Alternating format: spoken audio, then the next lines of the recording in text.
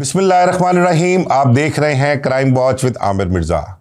दोस्तों, सियालकोट से ताल्लुक़ रखने वाला एक ऐसा नौजवान जिसने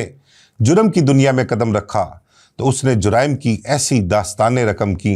जो आज भी लोगों के जहनों और दिलों पर नक्श हैं। ये नौजवान पुलिस अफसरान को कत्ल करना, MNA को बेटों समेत कत्ल करना, भत्ता ना देने पर ताजरों का कत्ल कर देना और उजरती कातलों की एक लंबी चौड़ी पलटून साथ लेकर चलता था। उन उजरती कातलों के ज़रिए बेशुमार लोगों को इसने कत्ल कराया। इसने ना सिर्फ सियालकोट बल्कि सूबा पंजाब में, बल्कि ये कह लें कि पाकिस्तान में इसने बड़ा नाम कमाया है और इसकी वारदातें पूरे पाकिस्तान में हुआ करती थीं। कहीं भी किसी ने भी अपनी दुश्मनी या अपने किसी मुखालिफ को कत्ल करवाना होता था तो वो उससे राब्ता करके उसको पैसे देकर अपनी दुश्मनी ख़त्म करवा सकता था, अपने दुश्मनदारों को कत्ल करवा देता था। इस नौजवान ने जुराइम की दुनिया में बड़ा नाम कमाया। अगर मैं ये कहूँ कि पंजाब में जो जितने भी जुराइम पेशा अफराद थे, जितने भी डॉन थे, बदमाश थे, उन सब का ये सरबराह कह लें या उन सब पर ये भारी था। इसने इलाका गैर जमरोद में बैठकर अपना एक डेरा बनाया, वहाँ से नेटवर्क चलाया करता था और वहीं पर पूरे पंजाब के इश्तिहारी इसके पास जाकर पनाह लिया करते थे। जी हाँ, मैं बात कर रहा हूँ सियालकोट के एक इलाका है अपना सालू वाली गली कहते हैं, वहाँ का रिहायशी था एक अब्दुल मजीद उर्फ भोला सुनियारा। भोला सुनियारा का वालिद, उसकी एक सुनार की दुकान हुआ करती थी और भोला सुनियारा अपने वालिद के साथ दुकान पर काम किया करता था। एक बड़ा मशहूर वाक़या हुआ वहाँ पर सियालकोट में कि ये एक MNA हुआ करते थे वहाँ पर, मियाँ मसूद के बारे में बताया कि ये भोला सुनियारा, इसके ख़ानदान के लोग उसके सपोर्टर हुआ करते थे, उसको इलेक्शन में सपोर्ट भी करते थे और वोट भी डाला करते थे, तो इस वजह से भी इनका उनसे ताल्लुक़ था। उस MNA ने भोला सुनियारा के वालिद को एक कहते हैं कि कोई 5 तोले सोना दिया था, उसको कुछ ढालने के लिए, कुछ बनवाना था उसने। अब अल्लाह की करनी ये होती है कि उस भोला सुनियारा के वालिद की दुकान से वो सोना चोरी हो जाता है। वो उसका वालिद जब MNA को बताता है कि सोना दुकान से चोरी हो गया तो उसको यकीन नहीं आता इस बात पर। वो कहता है कि नहीं, तुम मेरे साथ 2 नंबरी कर रहे हो और ये सोना तुम हड़प करने के चक्कर में हो। इस हवाले से काफ़ी पंचायतें भी लगीं, हलफ भी लिया गया, लेकिन MNA ने हलफ लेने के बावजूद उसके ख़िलाफ़ FIR दर्ज करवा दी। FIR दर्ज करवा कर उसको गिरफ़्तार करवाया, पुलिस से उसकी मार कुटाई करवाई और उसको जेल भिजवा दिया। कहते हैं कि उस मुकदमे में भोला सुनियारा के वालिद को 3 साल सज़ा भी हुई। इस दौरान उसकी वालदा जो है वो सदमे से मर गई, लेकिन कुछ ये भी कहते हैं लोग कि मुबैना तौर पर उसकी वालदा जेल में अपने खामन को मिलने के लिए जाती है तो वहाँ पर कोई पुलिस वाले उससे बदतमीज़ी करते हैं, उसको धक्का देते हैं, उसके सर पे चोट आती है और उस चोट की वजह से उसकी कुछ दिनों बाद डेथ हो जाती है। लेकिन इसमें हकीकत कितनी है ये खुदा बेहतर जानता है। इसी तरह भोला सुनियारा का वालिद, उसके बारे में भी ये बताया गया है कि वो जेल में ही हार्ट अटैक से मर जाता है। इस दौरान भोला सुनियारा उस MNA के साथ राब्ता भी करता है, अपने इलाके के जो लोग होते हैं जिनका MNA से अच्छा ताल्लुक़ होता है उनसे भी राब्ता करता है और उनको पैगाम भिजवाता है कि मेरे वालिद को छुड़वा दें, वो बेगुनाह है, लेकिन वो उसकी बात नहीं सुनते। यहाँ से भोला सुनियारा जो है कहते हैं कि वो बहुत ज़्यादा बददिल होता है। उससे पहले आपको बताऊं कि भोला सुनियारा के बारे में ये भी कहा गया है कि वो अपने वालिद की दुकान पर होता था, शहर में उसका मेल जोल अच्छा खासा हुआ करता था और कुछ ऐसे लोग क्रिमिनल जहन के या क्रिमिनल टाइप के लोग थे जो उसके पास दुकान पर चोरी का सोना भी फ़रोख्त किया करते थे। उसके इस लाइन का, बदमाशी की, चोरी की या जुराइम की दुनिया का उसको अंदाज़ा तो था, लेकिन अपनी फैमिली के साथ, अपने वालिद के साथ हुए वाक़े के बाद जो है वो जुराइम की दुनिया में कदम रखता है। इसी दौरान कहते हैं कि भोला सुनियारा का भाई जो है वो वहाँ पर सियालकोट में एक कत्ल भी हो जाता है और बाद में ये उसके मुखालफिन जो होते हैं जिन्होंने इसके भाई को कत्ल किया होता है, बदला लेने के लिए उनको भी कत्ल करता है। लेकिन इसको अपने वालिद और अपनी वालदा की मौत का बड़ा रंज होता है, जिसकी वजह से ये फ़ैसला करता है कि ये उस MNA से अपने वालिद की और वालदा की मौत का बदला लेगा। ये उसकी रैकी करता है, उसके ताक़ुब में होता है। मियाँ मसूद MNA یہ اسلام آباد میں کہتے ہیں کہ قومی اسمبلی کا ایک اجلاس سے شرکت کے بعد واپس سیالکوٹ آ رہے تھے تو واپسی پر بھولا سنیارا اس پر حملہ کرتا ہے۔ اس حملے میں MNA تو بچ جاتا ہے لیکن اس کے 4 گن مین جو ہے وہ قتل ہو جاتے ہیں۔ بھولا سنیارا سیالکوٹ چھوڑ کر کسی دوسرے شہر چلا جاتا ہے۔ پولیس افسران کا کہنا ہے کہ اس نے وہاں سے نکل کر گجرانوالہ میں اپنے ایک کزن جس کا نام ہمایوں گجر تھا اس کے پاس پناہ لے لیتا ہے اور وہاں پر بیٹھ کر کسی گپت ڈیرے پہ MNA میاں مسعود کے قتل کی پلاننگ کرتا ہے۔ کہتے ہیں کہ ہمایوں گجر جو اس کا کزن تھا اس کے ساتھ مل کر اس نے پلاننگ کی اور مخبر کے ذریعے اطلاع لی کہ میاں مسعود نارووال کے علاقے میں ایک شادی کی تقریب میں اپنے بیٹوں کے ساتھ موجود ہے۔ گجرانوالہ سے یہ اپنے شوٹرز کو ساتھ لیتا ہے اور اس شادی کی تقریب میں حملہ آور ہوتا ہے اور اس وقت یہ اپنے مقصد میں کامیاب ہو جاتا ہے۔ بھرپور طریقے سے حملہ کرتا ہے میاں مسعود پر اور اس کو اس کے 3 بیٹوں سمیت قتل کر دیتا ہے۔ وہاں سے بھی فرار ہو جاتا ہے۔ اس کے بعد کافی عرصہ یہ مفرور رہتا ہے۔ سیالکوٹ یہ دوبارہ جب واپس آتا ہے اور وہاں پر کہتے ہیں کہ اپنی والدہ کی قبر پر گیا ہوا تھا، پولیس کو اطلاع ملتی ہے تو پولیس ریڈ کر کے اس کو وہاں سے گرفتار کر لیتی ہے اور اس گرفتاری کے دوران ان کی پولیس کی اور ان کی آپس میں کراس فائرنگ بھی ہوتی ہے۔ کہتے ہیں جب اس کو گرفتار کیا گیا تو یہ اگلے 24 گھنٹوں میں ہی پولیس حراست سے فرار ہو جاتا ہے اور فرار ہونے کے دوران ہی پولیس والوں کو قتل بھی کرتا ہے، ان پر فائرنگ بھی کرتا ہے، کئی لوگ زخمی بھی ہوتے ہیں۔ پولیس سے اس کے 2-3 مرتبہ مقابلے بھی ہوئے اور ان مقابلوں میں کئی پولیس اہلکار جاں بحق ہوئے، جبکہ یہ بھی گولیاں لگنے سے زخمی ہوا، لیکن زخمی ہونے کے باوجود یہ فرار ہو جاتا ہے۔ اس کے بعد کافی عرصہ کہتے ہیں کہ بھولا سنیارا کی طرف سے خاموشی رہی اور یہ روپوش رہا۔ یہ صحت یاب ہوا اور صحت یاب ہونے کے بعد اس نے دوبارہ جرائم کی دنیا کو جوائن کیا، یا کہہ لیں کہ دوبارہ اپنا آپ لوگوں کو بتانا شروع کیا۔ سیالکوٹ سے اس نے لوگوں سے بھتہ مانگنا شروع کیا اور بھتہ نہ دینے پر اس نے لوگوں کو بڑی بے دردی سے قتل کیا بھی اور کروایا بھی۔ بھولا سنیارا کا نام جب سیالکوٹ سے MNA کو قتل کرنے کے بعد نکلا، اچھا MNA کے قتل کے بعد آپ کو بتاؤں کہ بھولا سنیارا کی جو وارداتیں تھیں وہ اس قدر خوفناک تصور کی جاتی تھی کہ جتنا بھی تاجر برادری جن سے بھتہ مانگتا تھا وہ لاہور شہر کے ہوں، گجرانوالہ کے ہوں، سیالکوٹ کے ہوں، فیصل آباد کے ہوں، کسی بھی شہر سے، وہ ان پر بڑا خوف ہوا کرتا تھا۔ سب چوری چھپے یا کہہ لیں کہ اپنے ملنے والے عزیز و قارب با اثر لوگ جن کے حکومتی ایوانوں تک رابطے تھے ان کے ذریعے بھولا سنیارا کی گرفتاری کے لیے کوشش کرواتے ہیں، اور اس وقت کہتے ہیں کہ ایک بہت بڑی رقم جو ہے بھولا سنیارا کے سر کی قیمت رکھی گئی، جس کو ہیڈ منی کہتے ہیں، کہ اس کے سر کی قیمت رکھی گئی اور اس کو زندہ یا مردہ گرفتار کرنے کے احکامات بھی جاری کیے گئے۔ بھولا سنیارا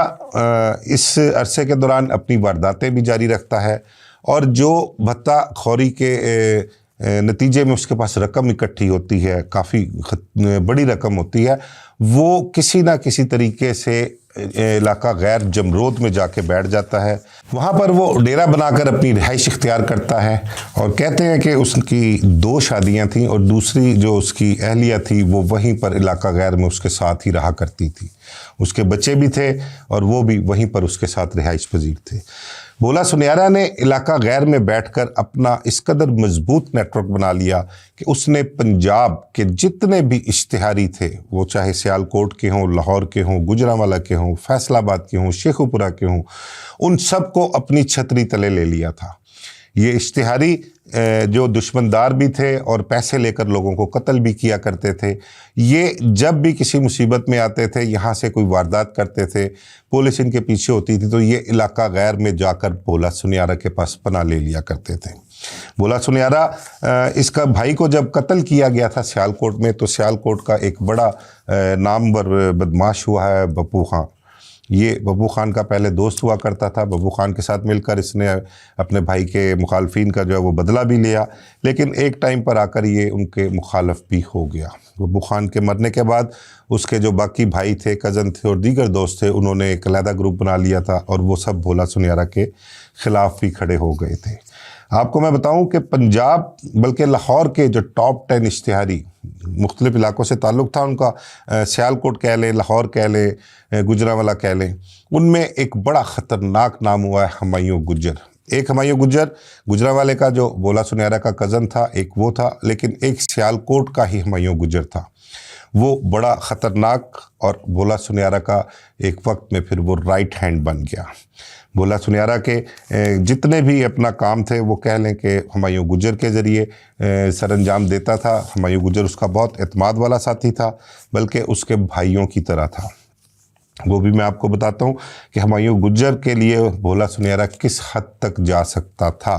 یا اس نے کس حد تک وہ گیا، یہ بھی آپ کے ساتھ میں ڈسکس کروں گا۔ باقی لاہور شہر کے حنیف عرف حنیفہ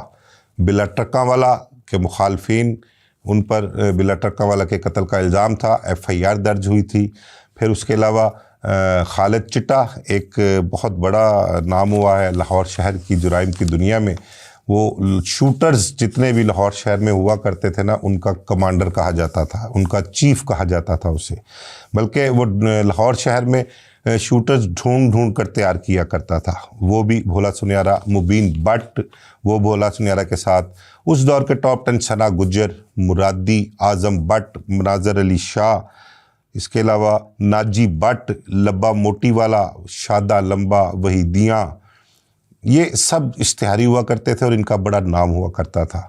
یہ چھوٹے موٹے کام کر کے، وارداتیں کر کے جرائم کی دنیا میں داخل ہوئے، کچھ اپنے مخالفین کو مار کے آئے، لیکن جب یہ اشتہاری ہوئے اور ٹاپ 10 میں ان کا نام آیا تو یہ اجرتی قاتلوں کے طور پر سامنے آئے۔ انہوں نے لوگوں سے پیسے لے کر ان کی دشمنیاں ختم کرنا شروع کی، ان کے دشمنداروں کو قتل کیا کرتے تھے۔ اب یہ جتنے نام میں نے آپ کو بتائے ہیں ٹاپ 10 اشتہاری، ان کا بڑا خوف ہوا کرتا تھا، اور یہ سارے بھولا سنیارا کی ٹیم ہوا کرتے تھے۔ بھولا سنیارا ان سب کے سروں پر ہاتھ رکھتا تھا، ان کو وہاں پر پناہ دیتا تھا، بلکہ ان کے مخالفین کے لیے جو دشمنی ہے مخالفین کی، وہ بھی یہ نبھایا کرتا تھا۔ بھولا سنیارا جرائم پیشہ جو تھے نا، ان لوگوں کا کمانڈر کہہ لیں، پورے پنجاب میں ان کا کمانڈر تھا، اور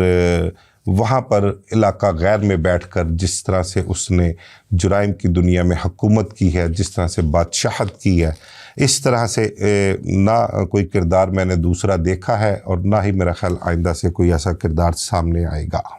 اچھا، ایک بات آپ کو اور بتاؤں، بھولا سنیارا نے جب جمرود میں بیٹھ کر اپنا ڈیرا بنایا نا، وہاں سے اپنا نیٹ ورک چلایا کرتا تھا۔ اس کے تعلقات بہت سی سیاسی شخصیات کے ساتھ بھی ہوا کرتے تھے، بہت سے پولیس افسران کے ساتھ بھی تعلق ہوتے تھے جو اس کے ساتھ رابطے میں ہوا کرتے تھے۔ یہ بہت سارے معاملات میں، جرائم کی بہت سی وارداتوں میں جو اس کے ساتھ منسلک نہیں ہوتی تھیں، یہ ان وارداتوں میں شریک نہیں ہوتا تھا، ان کے بارے میں پولیس افسران کو انفارمیشن بھی دیا کرتا تھا۔ جرائم کی دنیا کا بے تاج بادشاہ تو تھا، کہیں نہ کہیں سے خبر اس تک آ جاتی تھی، اور وہ اصل وقوع اور اس میں جو شامل لوگ ہوا کرتے تھے ان کے بارے میں پولیس والوں کو بھی معلومات فراہم کیا کرتا تھا۔ ایک بڑا مشہور واقعہ میں نے اپنے ایک ویلاگ میں جو ہمایوں گجر کے حوالے سے کیا تھا، میں نے وہ شیئر بھی کیا تھا، بلکہ مختصر سا میں دوبارہ شیئر کرتا ہوں کہ اس دور میں ضیاء شاہد خبریں اخبار کا جو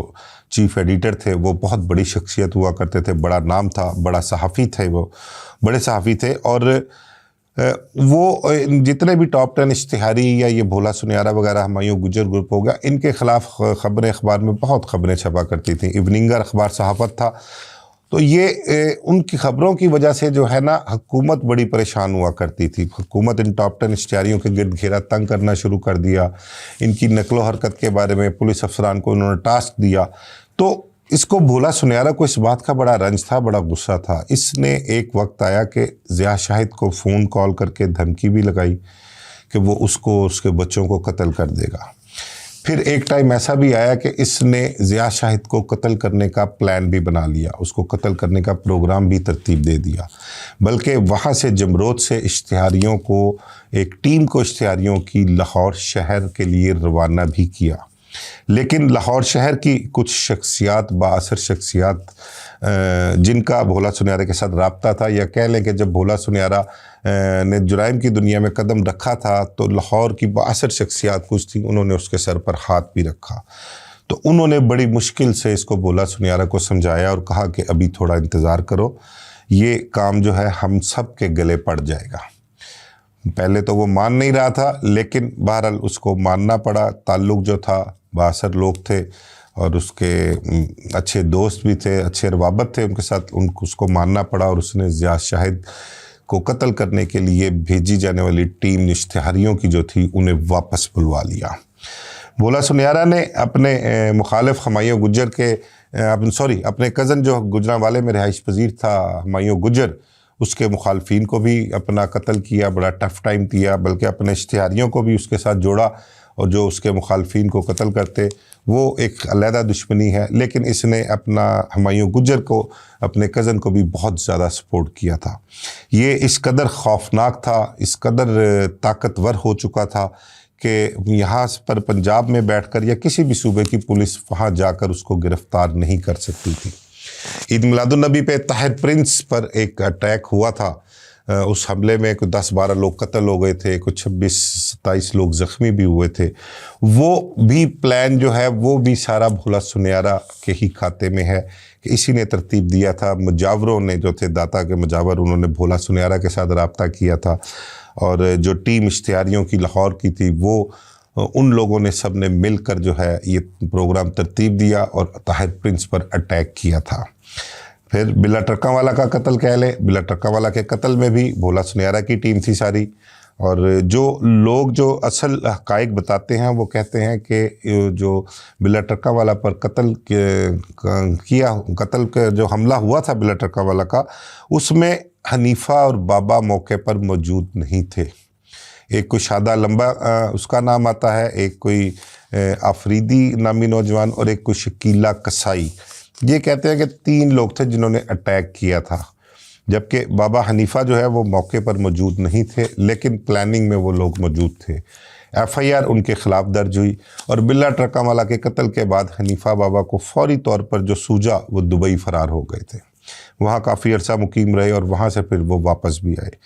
دیکھیں، بھولا سنیارا کی جتنی بھی ٹیم تھی ٹاپ 10 اشتہاریوں کی، کچھ اس کی زندگی میں اور زیادہ تر اس کے بھولا سنیارا کے قتل کے بعد اپنے اپنے انجام کو پہنچے۔ یہ جتنے بھی ٹاپ 10 اشتہاری تھے، جتنے بھی کرمنل تھے، ان کی مجرمانہ زندگی جو ہے وہ 5 سے 7 سال رہی ہے، اس سے زیادہ عرصہ انہوں نے نہیں گزارا، زندہ نہیں رہے، وہ اپنے اپنے انجام کو پہنچے۔ بھولا سنیارا کی وارداتیں اس قدر خوفناک ہو چکی تھیں، مخالفین جو تھے اس کے مختلف شہروں میں بڑے بڑے تگڑے تھے، بڑے بڑے بااثر تھے، بڑے پیسے والے تھے۔ اب ان کے لیے بھولا سنیارا یا اس کی ٹیم اور ان کے جو مخالفین تھے ان تک رسائی بہت مشکل ہوا کرتی تھی۔ اب ان لوگوں نے کوشش کی کہ اگر اس کا کچھ ہو سکتا ہے تو وہیں پر ہو سکتا ہے، اور جہاں یہ رہ رہا ہے وہیں کے لوگ جو ہیں وہ اس کو مار سکتے ہیں یا ہماری اس سے جان چھڑوا سکتے ہیں۔ تو انہوں نے اپنا اثر و رسوخ، تعلق گورنمنٹ کی سطح پر بھی استعمال کیا، اور پیسوں کا بھی بڑا بے دریغ استعمال کیا بھولا سنیارا کے خلاف آپریشن کروانے کے لیے۔ کہتے ہیں کہ اس وقت خاصہ داروں کے مدد سے FC نے وہاں پر آپریشن کیا، اور اس آپریشن میں جو ہے وہ بھولا سنیارا کی موت واقع ہوئی۔ اچھا، اس میں ایک بڑا میں آپ کو بتاؤں کہ وہ خاصہ دار جو وہاں پر تھے، جن کا رابطہ تھا اس کے ساتھ، بھولا سنیارا کے ساتھ، جن کا یہ منظور نظر بھی تھا، وہاں پر جب بھولا سنیارا قتل ہو جاتا ہے آپریشن کے بعد، تو کہتے ہیں کہ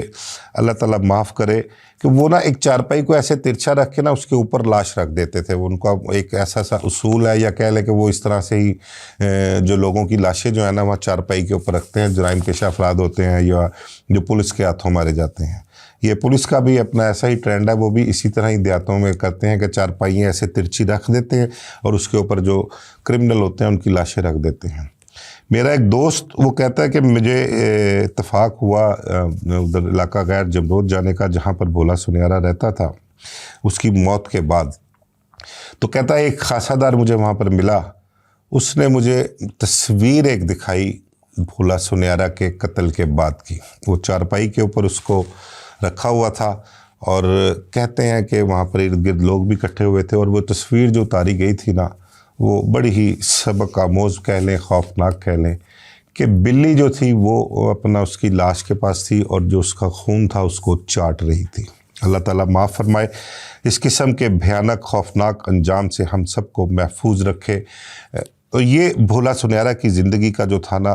وہ سارا مختصر سا خلاصہ تھا۔ بے شمار اور بھی وارداتیں ہیں ایسی جو کہ میں ڈسکس آپ سے نہیں کر سکا، ٹائم زیادہ ہو جاتا ہے۔ وہاں سے کہتے ہیں کہ بھولا سنیارا جب قتل ہوا تو اس کی جو اہلیہ تھی وہ اپنے بچوں کو اور بھولا سنیارا کی لاش لے کر سیالکوٹ چلی گئی، جہاں پر اس کو سپرد خاک کیا گیا۔ بھولا سنیارا کو دیکھنے کے لیے میں ایک دوست کوئی ہمارے ہیں ان کا ویلاگ دیکھ رہا تھا، اس میں وہ بتا رہے تھے کہ بہت بڑی تعداد میں لوگ اس کے جنازے میں شریک ہوئے، اس کو صرف دیکھنے کے لیے۔ اس کا اتنا خوف تھا، اس کا اتنا نام تھا، اس کے جرائم کی داستانیں اس قدر بڑی تھیں کہ لوگ شوقیہ صرف اس کی شکل دیکھنے کے لیے اس کے جنازے میں شریک ہوئے تھے۔ اللہ تعالیٰ ہم سب کو اپنے حفظ و امان میں رکھے، ہمیں اس قسم کی بھیانک موت، اس قسم کے انجام، اس قسم کے جرائم سے ہمیں